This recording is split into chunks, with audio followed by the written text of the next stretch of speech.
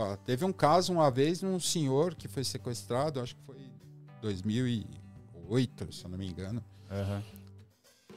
Ele foi deixado, se eu não me engano, 3 ou 4 dias lá na Ayrton Senna, lá pra frente, num terreno. Eles deixaram ele amarrado numa casinha de madeira de 2x2. Nossa. Quando nós chegamos lá para pegar ele, eles libertaram ele, a gente avançou na investigação, eles ficaram com medo da gente chegar neles e libertaram a vítima. Que a gente chegou lá, ele estava inteirinho picado de pernilongo. Nossa. Assim, o rosto, assim, porque ele ficou Coitado. amarrado dentro Meu no meio do Deus. mato, no meio do nada, assim, uma Coitado, caixinha de cara. 2x2 ali de madeira ali. Caramba. Os caras não têm dó, é por isso que Não falam, tem, né? vagabundo mesmo, igual ele Vagabundo fala. não tem dó de ninguém, Não né? tem, não. Pensa Não que- tem um pingo de Consideração, não tem, né? consideração, né? Nem por mulher, por idoso, por ninguém, né? Nem por Então, criança, né? Eles se cuidam um pouquinho, se puder cuidar bem da vítima lá para sair o prejuízo. Se for em cana, sair o menos possível de condenação, né? Mas só o crime em si é uma violência tremenda, né? Eu, por mim, não podia tratar que nem rei lá dentro do cativeiro, que não ia, para mim, não ia adiantar nada. Não adianta nada. Mas é tratado como um crime hediondo mesmo, né? O sequestro é um crime A extorsão hediondo, mediante sequestro. Extorsão mediante sequestro. Mas a pena ainda não ainda tá Não, naquela... até uma pena considerável, razoável. Problema E dos assim, benefícios, geralmente um crime de extorsão mediante sequestro vem acompanhado de outros, né? Então, por exemplo, teve uma quadrilha que nós pegamos em 2014 lá na Sequestro Relâmpago, que o chefe da quadrilha foi condenado, e nós fizemos uma operação, estava tendo muito sequestro relâmpago, que eles pegavam as vítimas e levavam lá para o shopping Guarulhos para sacar.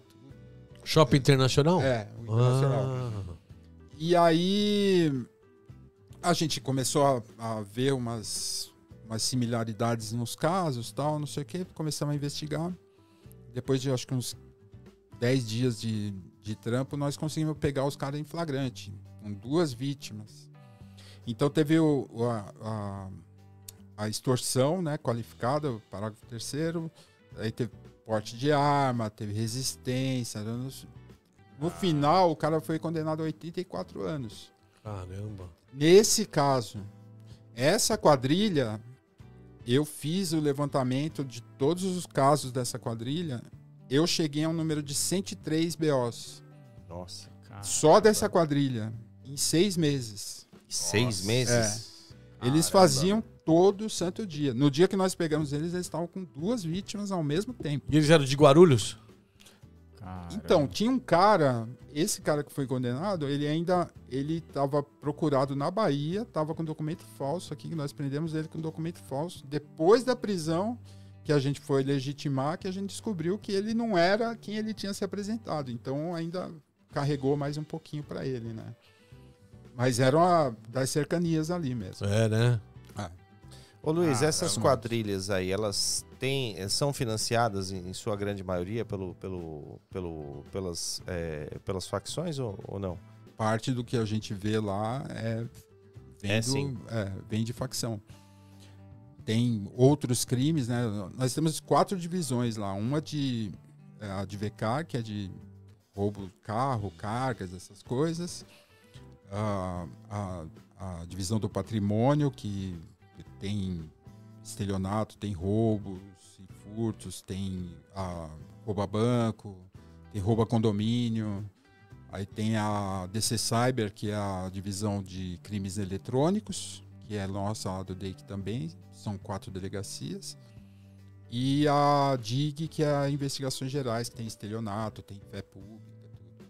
Eu vou para a base, quando eu chego lá, todo dia tem uma informação nova, um levantamento novo para fazer, uma investigação nova, tudo. Então, não tem rotina, todo dia é diferente para mim. Quando a gente estava lá no DHPP, a gente tinha uma equipe maior que a gente conseguia ir para a rua. Então, todo caso que a gente auxiliava, praticamente todo caso que a gente auxiliava, a gente queria ir até o final, até a prisão, né? Sim. Que depois de você passar um tempinho investigando o cabra, você saber até a cor da cueca dele, você, pô, não tem coisa mais gostosa que você ouvir o clec, É. né? Você pegar clec, vamos guardar esse aqui, né? Olha, mas pena que Ó, solta legal. rápido, né? Essa época da sequestro relâmpago lá, a gente, acho que em 4 anos nós prendemos uns 300 sequestradores, assim. Era Caramba. toda semana, 3, 4, 5 presos, toda semana. E você acha que eles estão presos ainda? Uma grande parte. Então, a gente fazia o trabalho lá para eles ficarem em cana. É muita redução de pena que tem nesse país. Sabe o cara. que acontece? Por exemplo, a quadrilha especializada em sequestro relâmpago. Então, eles saem de manhã de casa, ou de tarde, ou de noite, depende da turma. Eles saem, eles não fazem um só. Faz 2, 3, 4, 5 por dia. E aí eu ia atrás das vítimas. Então, por exemplo, eu sei que lá a região de Santo Amaro era uma região que final da tarde, tipo 6 horas da tarde, sequestro relâmpago bombava. É, cara. Era muito. O pessoal vinha das comunidades, atravessava a ponte da Marginal e ia aonde tem o pessoal trabalhando. E saindo do trabalho e indo pegar seus carros na rua e tal. Pegando tipo dono de pizzaria, dono de mercado, esse tipo de... que for, assim, O carro ajuda muito também, né? O tipo do carro. Você sabe chama o atenção, que ajuda mesmo? É. Que o cara presta atenção é se você tá ligado ou se você Ou não. tá distraído. Entendi. Ele vai pegar o distraído, ele não vai pegar o cara que tá olhando para todo lado. Ele vai pegar o cara que tá lá mandando uma vai ter mensagem, reação, não né? sei o que É. vai, entra no carro, aí Uma boa Põe o- dica, hein, pra ficar esperto, ó. exatamente. Põe o cinto de segurança, aí ajeita o espelho, aí dá uma olhadinha, vê se a sobrancelha tá legal, não sei o quê. Não, entra no carro, Vaza. vaza. Filho na cadeirinha, né? Falo sempre pra minha mulher, coma muito cuidado. Vai ficar lá colocando o filho na cadeirinha. É e nessa tal, porta hora. aberta. Por isso que tem aquele ditado, né? Oportunidade faz o ladrão, né? A ocasião faz o ladrão. Então. Oportunismo, eles se aproveitam desses momentos aí pra. Ele faz a leitura já corporal da pessoa. Ele já sabe, ó, aquele lá tá ligado, ó, aquele lá tá distraído. Mas você vai Verdade. dizer assim, você perguntou o negócio do carro, né? Não, tudo bem. Faz diferença. O cara vai pegar. Tem um distraído no Fusquinha, um distraído numa Mitsubishi. Qual que ele vai pegar? Vai pegar o da Mitsubishi, né? Mas é o distraído que ele procura. Entendi. E vítima mulher é maior nesses casos também? ou Não necessariamente. Não. Você sabe que eu fiz um estudo nessa época lá da sequestro relâmpago e eu tava vendo que... E conversando também com o pessoal que a gente prendia, né? E assim, mulher às vezes dá mais trabalho. É. Por causa do emocional, entendeu?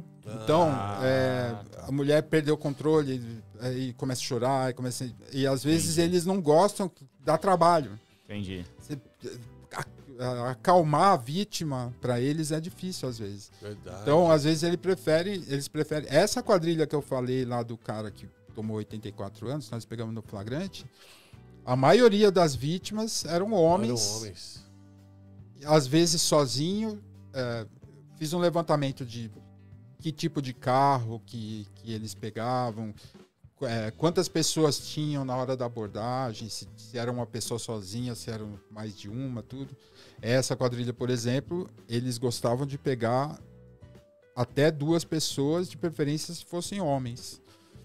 Olha E só. o resgate não é tão...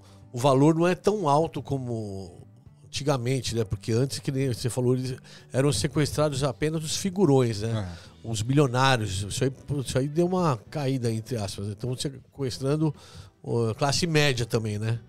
Não é só ricos, né? Acontece de um tempo pra cá, até onde eu sei, acontecia assim o sequestro de bairro, né? Eles pegar o cara trabalhou a vida inteira, tem um mercadinho lá no bairro, não sei o quê, aí comprou uma Hilux. Pronto. O cara não tá vendo que o cara parcelou em 52 meses, entendeu? Sim. A Hilux. Que o cara trabalha e ele sabe que ele vai ter um dinheirinho todo mês aí que ele vai poder pagar. Comprou um carrinho melhor.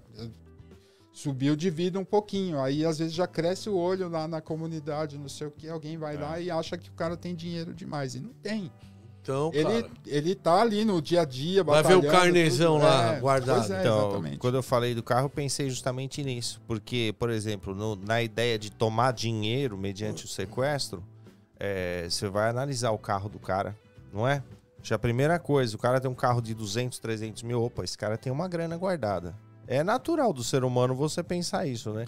Se você tá visando lucrar com a situação. Achar que a família dele também, né? A família dele tem poder, né? Que eu vou falar um negócio pra vocês. Eu teve um caso que eu trabalhei,